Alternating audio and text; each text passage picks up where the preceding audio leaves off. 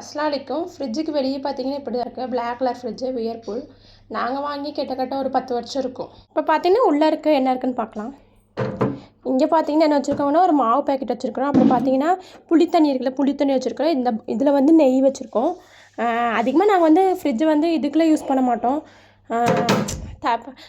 எங்களுக்கு வந்து இந்த கூலிங் ஐட்டம்லாம் சாப்பிட்டா சேராதான். ஃப்ரிட்ஜு தண்ணி அது மாதிரி காய்கறி ஸ்டோர் பண்ணுறதுக்கு மட்டும் யூஸ் பண்ணுவோம். இங்கே பார்த்தீங்கன்னா ஃப்ரிட்ஜில் ஒன்று பார்த்தீங்களா ஐஸ் க்யூப்ஸ் கூட இல்லை, நாங்கள் யூஸே பண்ண மாட்டோம்.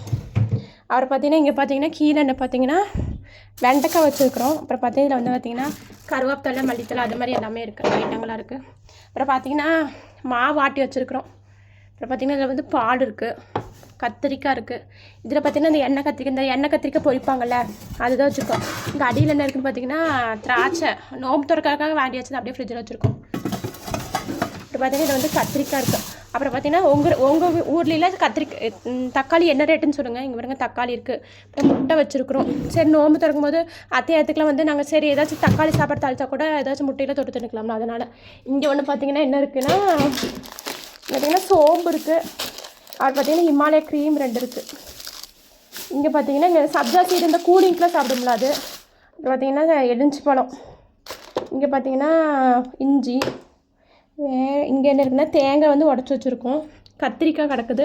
மேராக்காய் எங்கள் ஊர்லேயும் அது கிடைக்குமான்னு சொல்லுங்கள். சில ஊரில் ஜவுக்காயின்னு சொல்லுவாங்க. எங்கள் ஊர்லேலாம் இந்த சைடில் பார்த்தீங்கன்னா மேராக்காயின்னு சொல்லுவாங்க. அப்புறம் பாக்கு இருக்குது. அப்புறம் பார்த்தீங்கன்னா வெங்காயம் இருக்குது. எப்போயோ வச்சுருந்து உருளைக்கிழங்கு ஒன்று இருக்குங்க. அப்புறம் பார்த்தீங்கன்னா இந்த பக்கம் பார்த்தீங்கன்னா இந்த சப்ஜா சீடு, அப்புறம் வந்து இது பேர் இந்த சப்ஜா சீடு, அப்புறம் வந்து இங்கே சப்ஜா சீடு இருக்குது. சரி நோம்பு டைமு கொஞ்சம் போட்டால் கூலிங்காக இருக்கிற உடம்புக்கு, அதனால் இது பேர் என்னமோ சொல்லுவாங்க, எனக்கு கரெக்டாக தெரியல.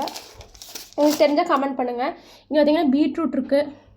இங்கேயும் மேராக்காய் தான் இருக்குது. அப்புறம் மல்லிகைப்பூ வந்துருந்துச்சு, மல்லிகைப்பூ வாங்கி கோர்த்து வச்சுருக்கோம். கட்டெல்லாம் தெரியாது. இங்கே பார்த்தீங்கன்னா ரோஜாப்பூ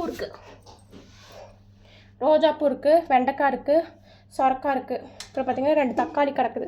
அப்புறம் ஒரு மாதுளை இருக்குது.